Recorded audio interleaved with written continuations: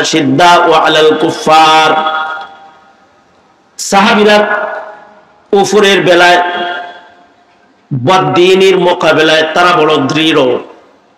আল্লাহ সাহাবীদের বেলায় বলেছেন উলাইকা হুমুল মুমিনুনা হাক্কান, তারা সাহাবীদের ঈমানের ভিতরে ভাটা নাই। মুহাম্মাদুর রাসূলুল্লাহ والذين معه أشداء على الكفار رحماء بينهم تراهم ركعا سجدا يبتغون فضلا من الله ورضوانا سيماهم في وجوههم من أثر السجود ذلك مثلهم في التوراة ومثلهم في الإنجيل كزرع أخرج شطأه فآزره فاستغلظ فاستوى على سوقه يعجب الزراع ليغيظ بهم الكفار وعد الله الذين آمنوا وعملوا الصالحات منهم مغفرة وأجرا عظيما. وقال النبي صلى الله عليه وسلم أصحابي كالنجوم بأيهم اقتديتم اهتديتم أو كما قال عليه الصلاة والسلام. اللهم صل على محمد وعلى آل محمد كما صليت على إبراهيم وعلى آل إبراهيم إنك حميد مجيد. اللهم بارك على محمد وعلى آل محمد كما باركت على إبراهيم وعلى آل إبراهيم إنك حميد مجيد. আলহামদুলিল্লাহ, জামিয়াতুল মানহাল আয়োজিত বার্ষিক মাহফিলের মোহতারাম সাদাত, মোহতারাম সভাপতি, উপস্থিত হাজরাত, বুজুর্গ উলামায়ে কেরাম, সম্মুখপানে সমবেত দিন প্রিয়, ইসলাম প্রিয়, দিনদার ইমানদার মুমিন মুসলমান ভাইরা, বুড়া বাবারা, যুবক ভাইরা, পর্দার আড়ালের মা বোনেরা, আল্লাহর দরবারে শুকর। আল্লাহ তাআলা দ্বীনী নসিহতের মজলিসে ওলামাদের সোহবতে জামিয়ার সম্মেলনে আমাদেরকে আল্লাহ তাআলা হাজির হওয়ার তৌফিক দান করেছেন। এজন্য কালিমাতুশ শুকর করি, শুকরিয়া আদায় করি, জবান ছেড়ে ভক্তি ভরে মুহাব্বতে আওয়াজ করে সমস্বরে সকলে মিলে বলি আলহামদুলিল্লাহ। এই পৃথিবীর মাটির উপরে আল্লাহর সবচেয়ে পছন্দের জামাত যেটা, সেটা হলো পয়গম্বরদের জামাত, আল্লাহর মনোনীত জামাত, যাদেরকে আল্লাহ তাআলা নবুয়তের ধনে ধনী করেছিলেন এবং পয়গম্বর হিসেবে মনোনীত হয়ে যারা এই পৃথিবীতে আগমন করেছিলেন। এনারা হলেন আল্লাহর কাছে মানুষের ভিতরে পছন্দের ভিতরে সবচেয়ে দামি জামাত। এই জামাতের সর্বশেষ এবং সর্বশ্রেষ্ঠ যিনি, তিনি হলেন আপনার আমার নবী মুহাম্মদুর রাসূলুল্লাহ সাল্লাল্লাহু আলাইহি ওয়াসাল্লাম, সাইয়্যিদুল মুরসালিন, ইমামুল মুরসালিন, আপনার আমার নবী খাতামুন নবিয়্যিন, শেষ নবী। আমাদের নবীর আগমনের পরে এই পৃথিবীতে কিয়ামত পর্যন্ত এই জামাতের ভেতরে সংযুক্ত হওয়ার কোনো সুযোগ নাই। কেউ আর নবী হতে পারবে না, নবী হিসেবে এই পৃথিবীতে কেউ আসবে না। কেউ যদি নবুয়তের দাওয়া করে তাহলে সে দাজ্জাল, সে কাফের। এবং এই ভণ্ড যারা আগমন করে বা করবে, এদেরকে যারা কাফের মনে করবে না অথবা বলবে না, শেখুল ইসলাম রহমতুল্লাহ আলাইহি ওনার জিন্দেগির শেষ যেটা ফতোয়া, যেটা সারা দুনিয়া ব্যাপী যে ঘোষণা ওনার, যে এই ভণ্ডদেরকে যারা কাফের বলবে না, কাদিয়ানী সম্প্রদায়, ভণ্ড সম্প্রদায় যারা কাফের মনে করবে না, এরাও কাফের হয়ে যাবে। এই জামাতে কেউ যেতে পারবে না। এরপরে আল্লাহর মনোনীত জামাত হলো সাহাবায়ে কেরামের জামাত, সিদ্দিকীনদের জামাত। তারা আল্লাহর সবচেয়ে পছন্দনীয়। সিদ্দিকদের ভেতরে আফজল সিদ্দিক হলেন সিদ্দিকে আকবর, তিনি সিদ্দিকদের সর্দার। আর সিদ্দিকদের দলের ভেতরে সবচেয়ে উৎকৃষ্ট গ্রুপ হলো, দল হলো আমাদের নবী আলাইহিস সালাতু ওয়াস সালামের সাহাবী যারা ছিলেন, ওনারা সবাই সিদ্দিকীনদের অন্তর্ভুক্ত। এবং এনারা নবীদের পরে সবচেয়ে আফজল জামাত, সবচেয়ে দামি জামাত হলো সাহাবায়ে কেরাম রিজওয়ানুল্লাহি আলাইহিম আজমাইন। নবী যেমন পুনরাবৃত্তি নাই, নবী যেমন আর কেউ হবে না, সাহাবীও আর কেউ হবে না। নবীদের দাম, সাহাবীদের দাম, এমন দামি দল এই দলে কেউই লেখাইতে পারবে না। তবে সব সাহাবী মিলাইলে একজন নবীর মূল্য হবে না। একেবারে আদনা আছে, আদনা একজন পয়গম্বরকে তার যে দাম, সেই দামে সারা দুনিয়ার সব সিদ্দিকরা একত্রিত করলে একজন নবীর মর্যাদা হবে না। আবার সাহাবীদেরও একটা মাকাম এমন যে সাহাবীর ভেতরে সবচেয়ে আদনা আছে, আদনা সাহাবী যে আছে তার এত দাম, সারা দুনিয়ার সব ওলি বুজুর্গ একত্রিত করলে একজন সাহাবী হবে না। বরঞ্চ সাহাবীর যুদ্ধের ময়দানে সাহাবী যে ঘোড়ায় সওয়ার হয়ে যুদ্ধ করেছেন, সেই ঘোড়ার নাক দিয়ে যে ধুলাবালিগুলো প্রবেশ করেছে, ওই ধুলাবালিগুলো ওলি বুজুর্গ আব্দুল্লাহ ইবনুল মুবারকের মতো ওলিকেও যদি একদিকে রাখা হয় আর আরেক দিকে যদি সাহাবীর ঘোড়ার নাকে দিয়ে যে যুদ্ধরত ধুলা প্রবেশ করছে সেগুলো যদি রাখা হয়, তো একজন সাহাবীর ঘোড়ার নাকে দিয়া শ্বাসের সাথে প্রবেশ করা ধুলার ওজন আল্লাহর কাছে ওলি বুজুর্গদের চাইতে অনেক বেশি দামি হয়ে যাবে। তাবিঈর চাইতে সাহাবীর ঘোড়ার নাকে দিয়ে যাতায়াত করা ধুলার মূল্য বেশি। লা গুবারুল্লাযী দাখালা ফি আনফি ফারাসি আমির মুআবিয়া, হযরত আমির মুআবিয়ার ঘোড়ার নাক দিয়ে যেই ধুলাগুলো প্রবেশ করেছে সেগুলো ইবনুল মুবারকের মতো বুজুর্গের চাইতে বেশি দামি। সাহাবী তো সাহাবী। এ কারণেই পৃথিবী আর নবী দেখবে না বটে, কিন্তু জামাতে সাহাবাকে আল্লাহ তাআলা এই পৃথিবীর কিয়ামত পর্যন্ত আনেওয়ালা মুমিনদের জন্য আদর্শ হিসেবে পেশ করেছেন আল্লাহ তাআলা নিজে। কোরআনে কারীমের প্রথম সফাই আল্লাহ তাআলা বলেন, আমিনু কামা আমানান নাস, হে দুনিয়ার মুমিনেরা, তোমরা তোমাদের ঈমান আমার পছন্দের ঈমান বানাইতে চাও, তাহলে আমার নবীর সাহাবীরা যে ঈমানদার তেমন ঈমানের মালিক তোমরা হয়ে যাও। এই দুপুর থেকে তোমরা মাইক ঠিক করলা, আমি বসলাম আর মশরামশরি শুরু করলাম।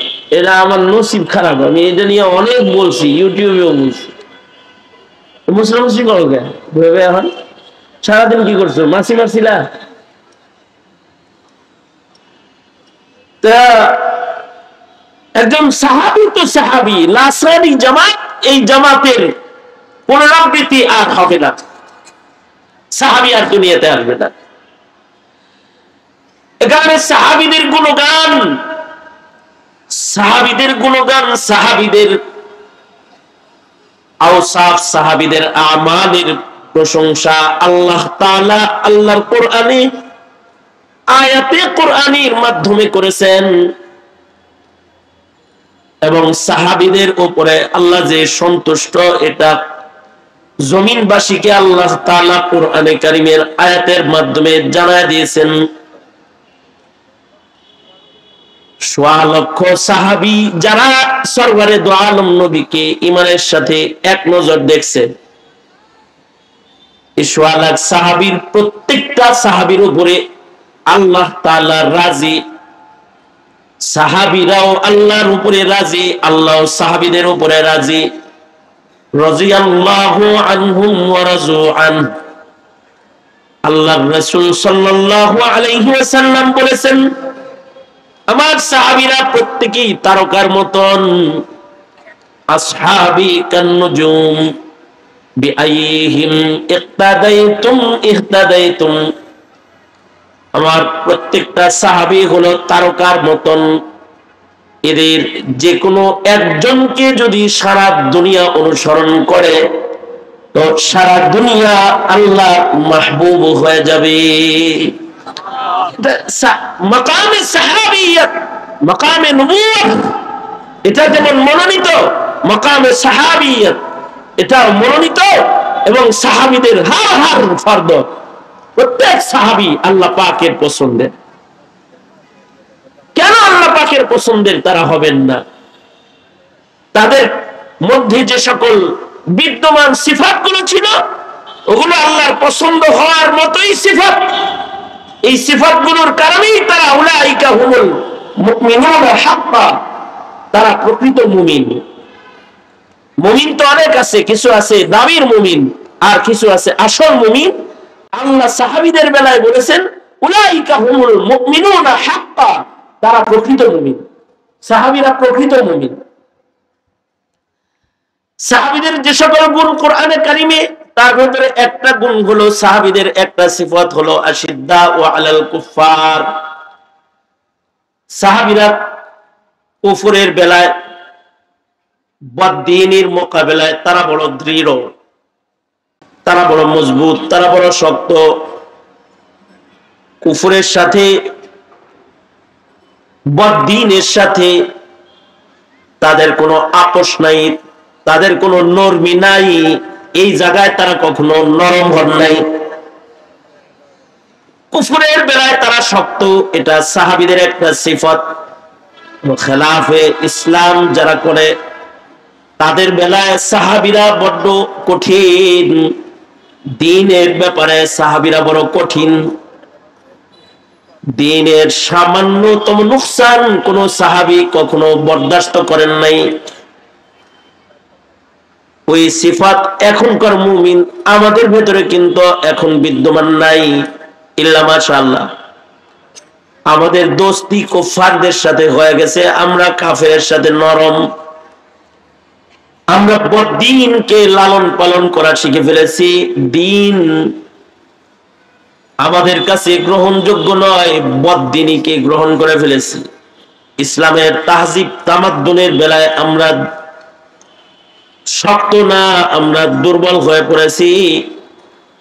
আর প্রাচ্যের পাশ্চাত্যের কাফের মুশরিকদের অনুসরণ অনুকরণের বেলায় আমরা নরম হয়ে গেছি। কিন্তু সাহাবীরা আশিদ্দা ও আলাল কুফার, কুফরের বেলায় তারা বড় মজবুত, দ্বীনের ব্যাপারে তারা বড় মজবুত, শক্ততা। দ্বীনের সামান্যতম পরিবর্তন তারা বরদাস্ত করে নাই। সাহাবীদের সামনে কেউ শিরিক করা তো দূরের কথা, খেলাফে সুন্নাহ সামান্য করে নাই, করতে পারে নাই। হযরত উসমান গনি রাদিয়াল্লাহু আনহু বাইতুল্লাহ শরীফের তওয়াফ করতেছেন, হযরত উসমান কাবা তওয়াফ করতেছেন।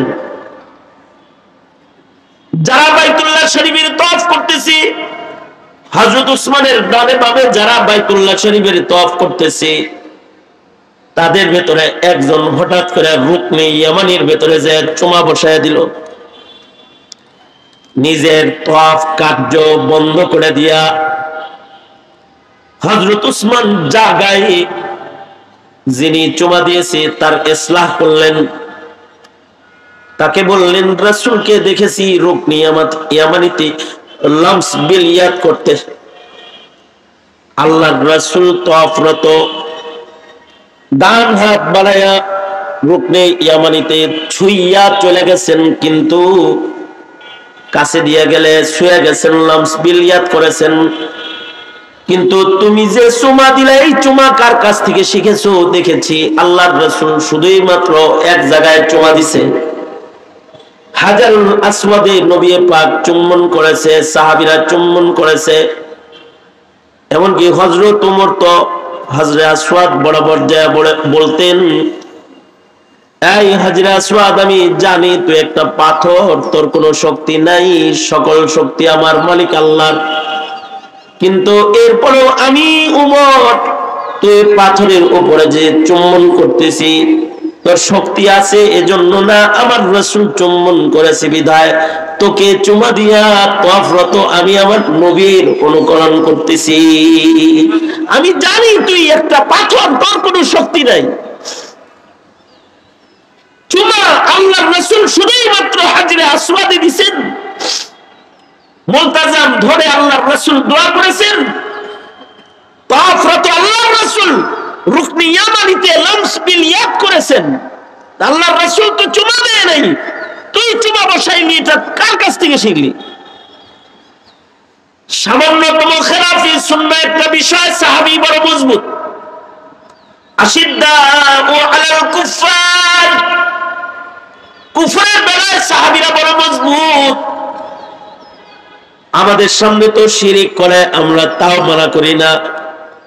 আমাদের সামনে বদদিনী প্রতিষ্ঠা পেয়ে যায়, দিন মাগলুব হয়ে যায়, বদদিন গালেব হয়ে যায়, আমরা আমাদের জবান খুলি না, আমরা দ্বীনের মজবুতিকে প্রকাশ করি না। দ্বীনের বেলায় আমরা শিথিলতা অবলম্বন করি। যেমন দ্বীনের বেলায় আমরা কতটা শিথিল, এই যে ফিলিস্তিনে মুসলমানদের উপরে অত্যাচার চলছে, আর ইসরায়েলি পণ্য এখনো পর্যন্ত বাংলাদেশের মার্কেটে চলে, আমরা শিথিল মুসলমান বিধায় এটা হয়। সাহাবীদের মতো মজবুত মুসলমান যদি থাকতো, তাহলে এক রাত্রিতে ফিলিস্তিনি সব পণ্যগুলোকে ডাস্টবিনে ফেলে দেওয়া হতো, বাংলাদেশের মার্কেটে এগুলো চলতো না। আমরা কুফরের বেলায় সফট কর্নার। আমি আর মুফতি হাবিবুল্লাহ মাহমুদ কাসিমি ভাই, আমরা দুইজন উত্তরবঙ্গ থেকে আসতেছি, এক হোটেলে খাবারের জন্য ব্রেক করছি। তো খাবারের জন্য ওখানে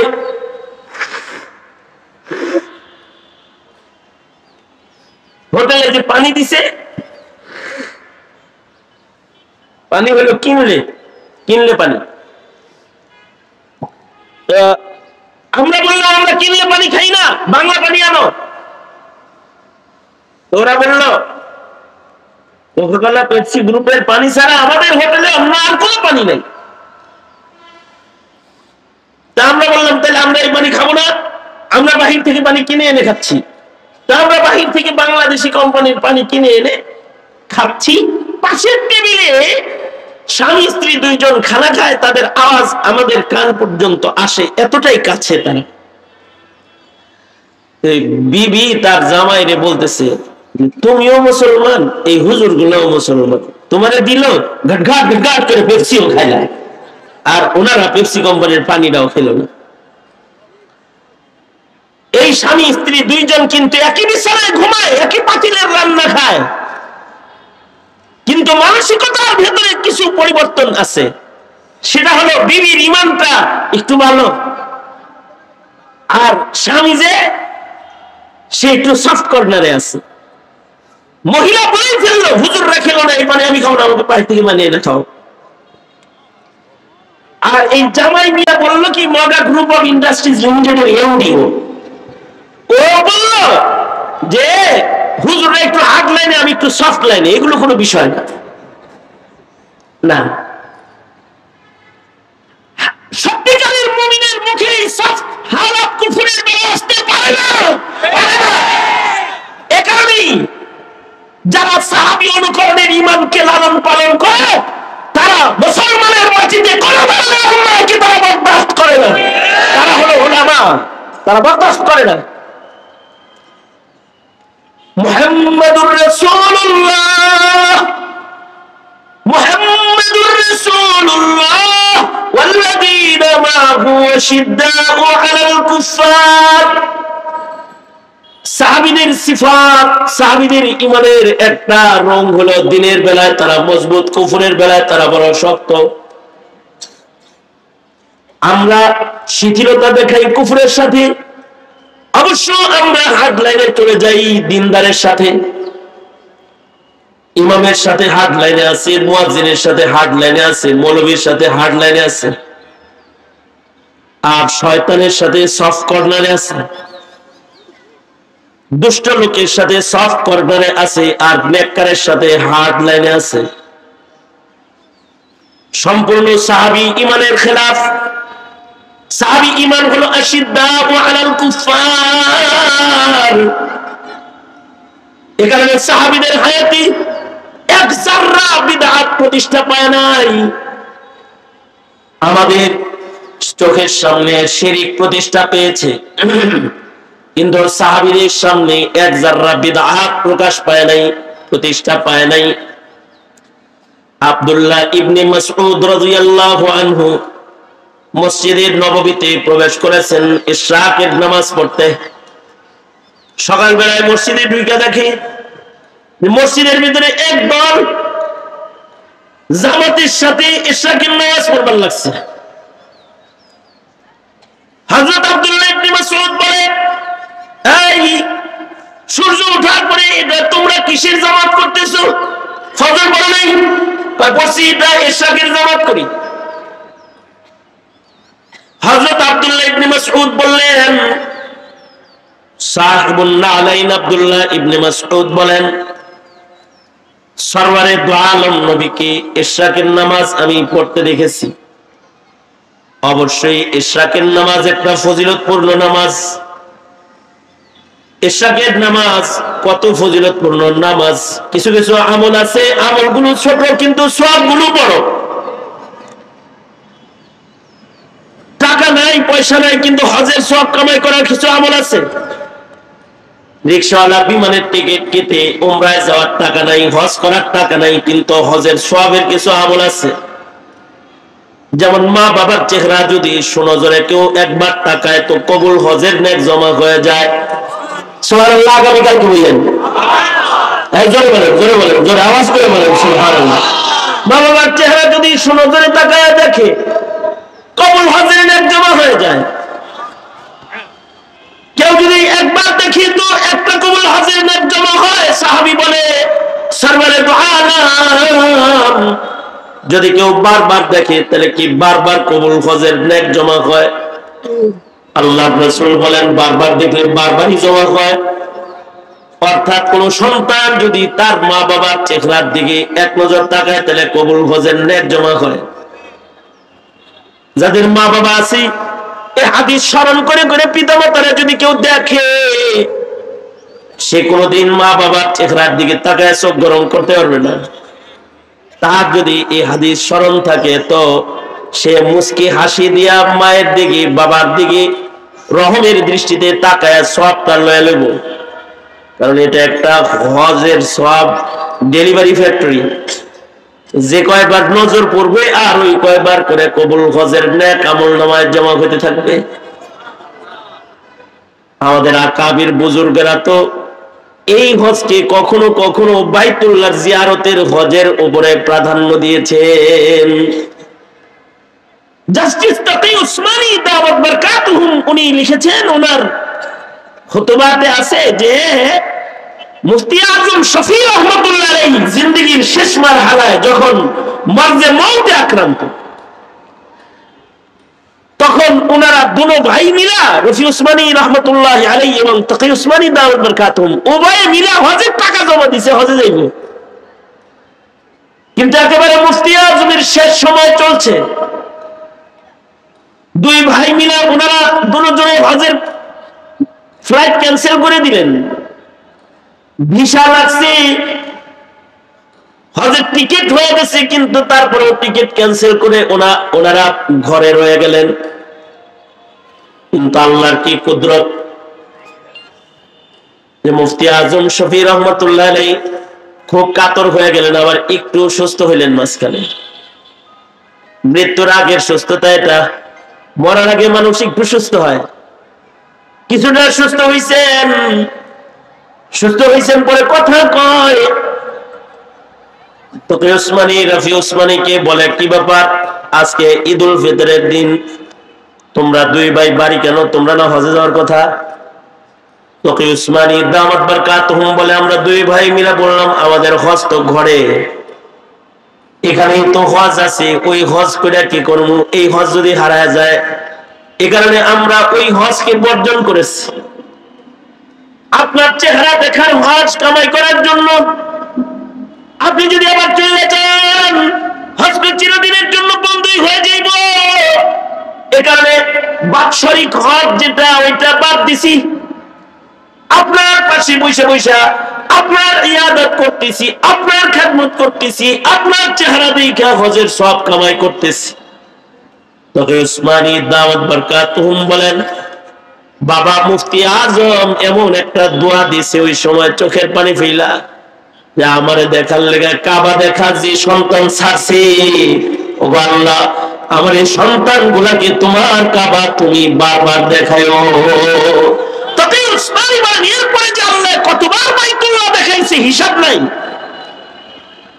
কিছু কিছু আমাল আছে যে আমালগুলোর মাধ্যমে হজের সব কামাই করা যায়, তার ভেতরে একটা আমল হলো মা বাবার চেহারা দেখা, আরেকটা আমল হলো ইশরাকের নামাজ পড়া।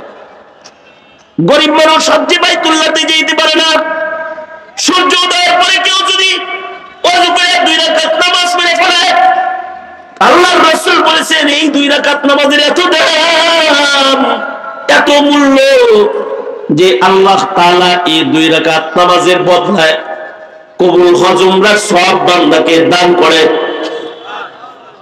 আজকের থেকে ইশরাকের নামাজ পড়বেন ইনশাআল্লাহ, বলেন ইনশাআল্লাহ, আওয়াজ করে বলেন ইনশাআল্লাহ। তো হযরত আব্দুল্লাহ ইবনে মাসউদ যা দেখে জামাতের সাথে ইশরাকের নামাজ, কথা বলুন, জামাতের সাথে ইশরাকের নামাজ পড়তেছে, আব্দুল্লাহ ইবনে মাসউদ বলে, কি ইশরাকের নামাজ জামাতে পড়তে দেখি নাই, তোরা কারা ইশরাকের নামাজের জামাত কায়েম করনে वाला?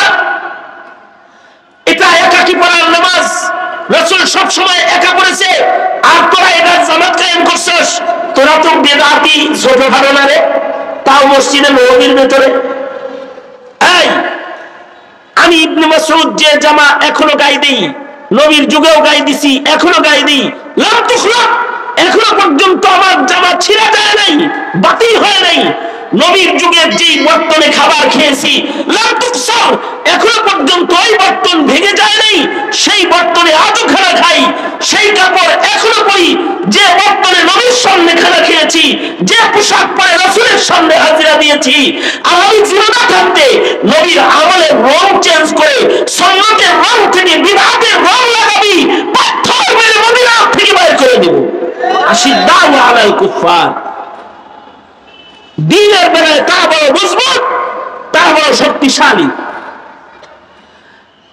রহমাউ বাইনাহুম, আপসে তারা শির ও শক্কর, চিনি আর দুধের মতো মিলা যায়। একজন আরেকজনের জন্য জান কোরবান, একজনের জন্য একজন জীবন দিতে রাজি, আপসে একে অপরের জন্য জীবন দিতে রাজি। এক উসমানের জন্য বায়াতে রিদওয়ান হয়ে গেছে।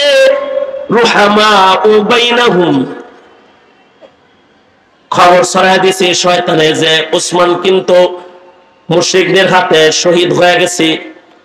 তো সাহাবীরা রুহামাউ বাইনাহুম, আল্লাহ তাদের এই হামদর্দি একে অপরের মুহাব্বত ভালোবাসা পছন্দ করে আলাইছেন।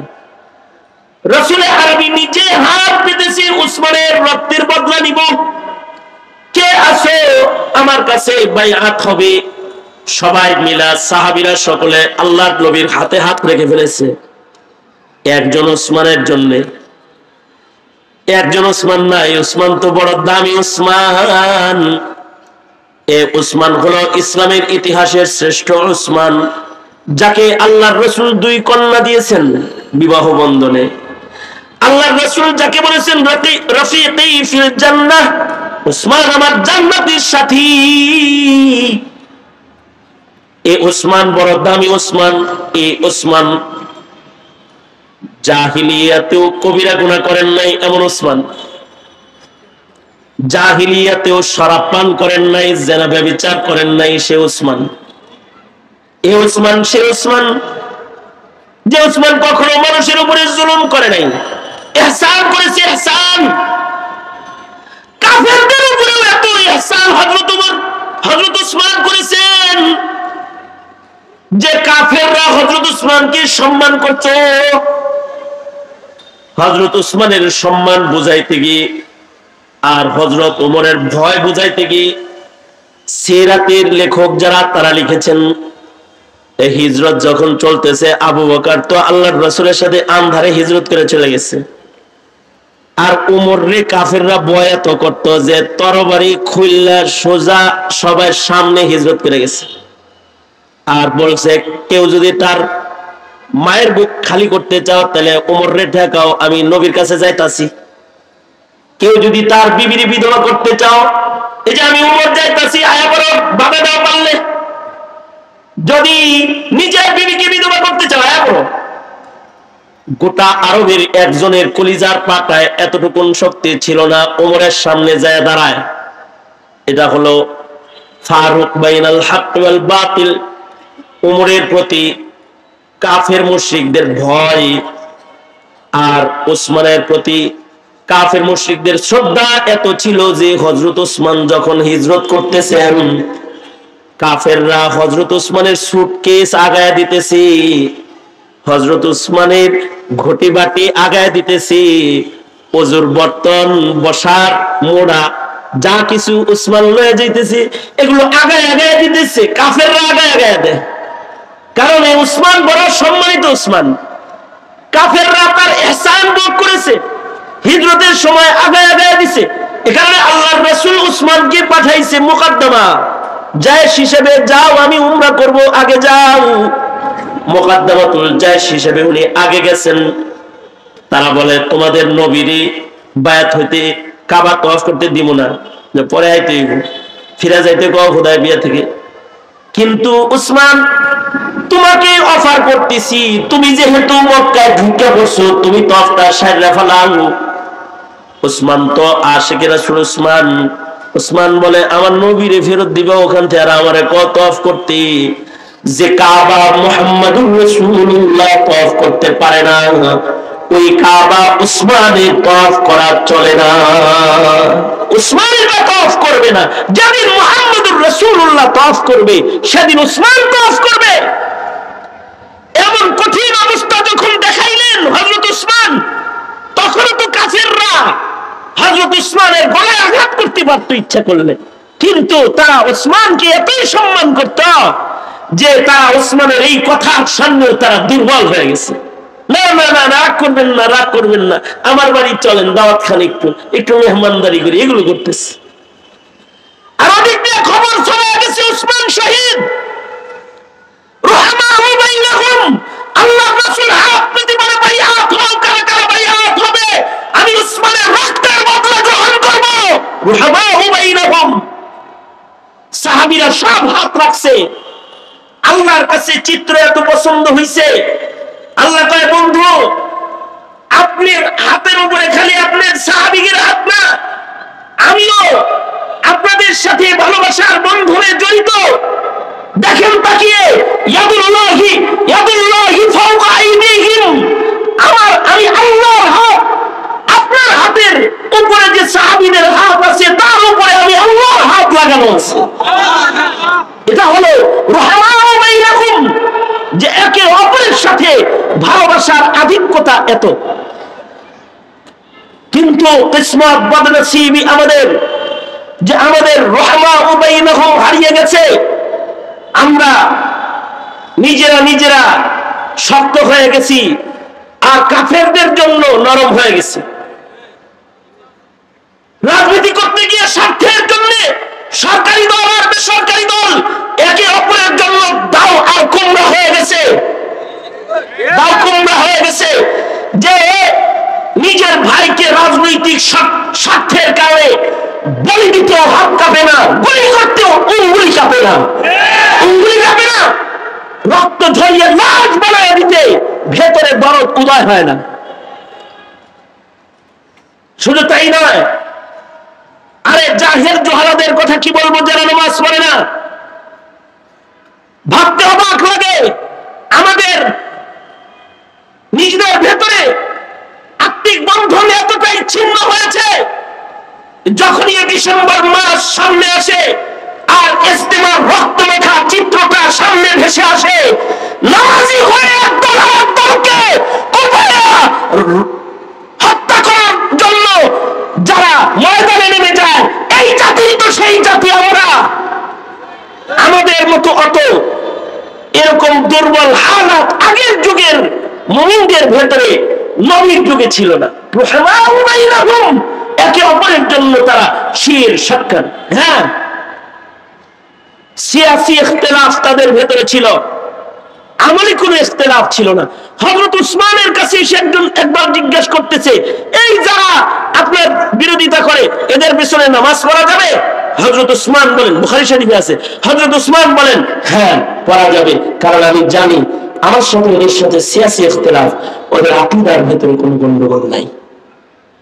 অর্থাৎ আকীদায় যখন গন্ডগোল নাই তখন একে অপরের দুশমন হওয়া যায় না, তার পিছনে নামাজও পড়া যায়, তার ইত্তেবাও করা যায়। এতটাই ছিল তাদের ভিতরে হামদর্দি, ভালোবাসা। আর ইবাদতের হালত কেমন ছিল? ইবাদতের হালত ছিল হলো এমন, তারাহুম রুকআন সুজদান ইয়াবতাগুনা ফাদলান মিনাল্লাহি ওয়া রিদওয়ানা সীমাহুম ফি ওয়ুজুহিহিম মিন আসারিস সুজুদ। তাদের চেহারার ভেতরে ছিল সিজদার দাগ, তাদের দেহের ভেতরে ইবাদতের দাগ। যখনই তাদের দিকে তাকাইবেন ইবাদতের হালতে রমরমা অবস্থায় তাদের পাইবেন। সাহাবায়ে কেরামের ইবাদতের ভেতরে কোনো তাবদীল নাই, অর্থাৎ সাহাবায়ে কেরামের ইবাদতের ভেতরে কোনো ভাটা নাই। আমাদের ইবাদতে ভাটা আছে, কিন্তু কোন সাহাবীর ইবাদতে ভাটা নাই। সাহাবীর ইবাদতের ভেতরে, ইমানের ভেতরে কোনো ভাটা নাই। এই কারণেই সাহাবী গুনাহ হওয়ার সাথে সাথে ইমানে জোয়ার আরো আসছে, যে তওবার লেগে পাগল হয়ে গেছে। কিন্তু আমাদের ইমানে, আমাদের আমলের ভেতরে ভাটা আছে, সাহাবীদের ইমানের ভেতরে ভাটা নাই। মত পর্যন্ত সাহাবীদের ঈমান, সাহাবীদের আমলের ভিতরে কোনো তাবদীল নাই, পরিবর্তন নাই। নফল ইবাদতের ভিতরে ভাটা নাই। ইবাদতের পাবন্দ হায়াত কাটানোর ব্যাপারে তাদের ভেতরে কোনো দুর্বলতা নাই। তাদের চেহারার ভেতরে সব সময় ইবাদতের রং ভাসে। এই প্রশংসাগুলো শুধুই মাত্র কোরআনে আছে তা না। যালিকা মাসালুহুম ফিত তাওরাহ ওয়া মাসালুহুম ফিল ইনজিল। আল্লাহ তাআলা এই জামাতের প্রশংসা তাওরাতে করেছে, ইনজিলে করেছে। এবং তাদের ইবাদত দেখলে পরে কাফেররা ভয় পেয়ে যায়, তাদের রাগ গুসা বেড়ে যায়। এত ইবাদত করতে হয়, 2 রাকাত নামাজি কোরআন খতম করে ফেলেছেন, সারা বছর নফল রোজা রেখেছেন, সারা বছর নফল রোজা রাখছেন। আব্দুল্লাহ ইবনে আমর ইবনে আস সারা বছর নফল রোজা রেখেছেন। আল্লামা বদরুদ্দিন আইনি রহমাতুল্লাহ আলাইহি লিখেছেন, ওনার যখন 79 বছর বয়স হয়ে গেছে, ডাক্তার এসে বলে বুড়া হয়েছেন, এখন একটু নফল রোজা কমায় দেন, ডেলি ডেলি রোজা রাখার দরকার কি? সাহাবী বলে তার ইমানের ভেতরে আর আমলের ভেতরে কোনো ভাটা নাই। উনি বলতেছে জান থাকতে ইবাদত ছাড়তেছি না। অসুখ তাতে কি রাসূলের যুগে যে ইবাদত করছি আর নবী নাই, সে ইবাদত ছাইরা দিব? হইতেই পারে না। ইবাদতের জোয়াব এমনই থাকবে মত পর্যন্ত। বদরুদ্দিন আইনি শারিহুল বুখারী লিখেছেন, যেদিন মৃত্যুবরণ করছেন সেদিনও তিনি রোজার হালতে ছিলেন, রোজার হালতে, নফল রোজার হালতে মৃত্যুবরণ করেছেন। অর্থাৎ ইবাদতের ভিতরে ভাটা নাই। আমাদের তো এই খুব জোয়ার আবার ভাটা। কি ব্যাপার দাঁড়িয়ে রাখছো যে? হুজুর চিল্লা গেছিলাম তো, ভালো হয়ে গেছি, খুব সুন্দর বুজুর্গ, পাগড়ি মাথায় দিয়ে ঘুরবার লাগছে।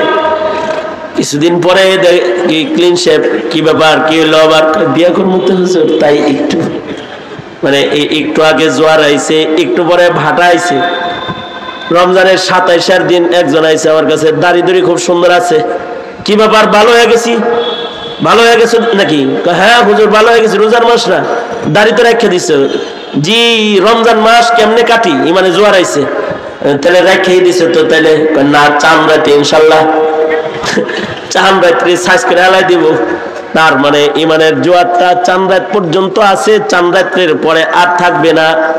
সাহাবীরা এমন না, সাহাবীরা হলো ফল ধরতেই থাকে, ধরতেই থাকে। সাহাবীদের ঈমান পিণ্ডেলের উপরে দাঁড়ায় গেছে যে তাদের ফল খ্যাতি, তাদের ইবাদত ইয়াজিবুজ যুররা আলিয়াযিযা বিহিমুল কুফার, তাদের ইবাদত, তাদের বন্দেগী, এগুলো দেখলে পরে কাফের মুশরিকদের গুসা এসে যায়। এই যে সাহাবিনা ইমানের একটা রং, এই সাহাবিয়া, এই সাহাবিয়াতের ইমানের রং, এটা কিয়ামত পর্যন্ত নবীর নায়েব উলামাদের ভেতরে পাওয়া যাবে। এই কারণে সাহাবী তো সরাসরি হওয়া যাবে না। আলাইকুম বিমুজালাসাতিল উলামা, সাহাবীদের নায়াবাত করনেওয়ালা নবীর নায়েবের কাফিলা যারা উলামারা, তাদের কাছ থেকেই সাহাবী ইমানের রং শিখতে হবে। বাইরে যাবে ইহুদি আর নাসারাদের কালারে সজ্জিত হয়ে যাবে।